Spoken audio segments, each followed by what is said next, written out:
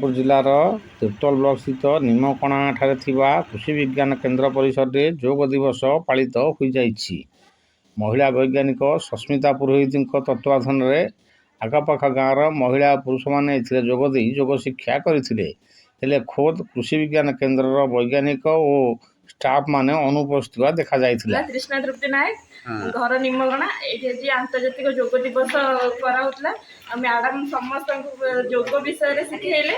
ଯୋଗ ହେଉଛି ଆମ ଦେହର ଗୋଟେ ମାନେ ଆମ ପାଇଁ ଗୋଟେ ବହୁତ ଭଲ ଜିନିଷ, ଯୋଉଥିରେ ଯୋଗ କରିବା ଦ୍ୱାରା ଆମ ଦେହରେ ରୋଗ ସବୁ ଭଲ ହେଉଛି, ଆମ ମେଣ୍ଟାଲି ଷ୍ଟ୍ରେସ୍ କମୁଛି।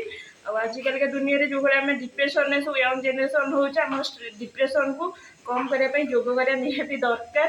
ତ ମୁଁ ଏତିକି କହୁଛି, ଆପଣମାନେ ସମସ୍ତେ ସକାଳୁ ଯୋଗ କରନ୍ତୁ, ନିଜକୁ ନିଜ ପରିବେଶକୁ ସୁସ୍ଥ ରଖନ୍ତୁ। Thank you.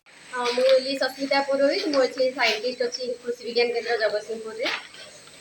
आज ये अंतर्जातीय जोग दिवस रे आमे आम कृषि विज्ञान केन्द्र तरफ गोटे शिविर आयोजन करूँ।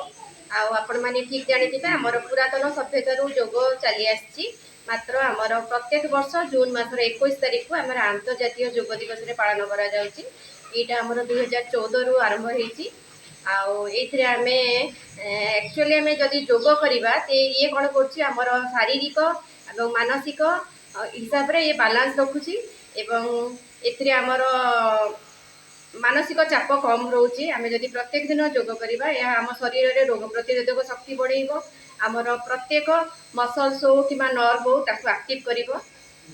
से आमे आज पाख आख गाँव केते जन को डाकी आमे जोग अभ्यासटा शिखेइथिलु।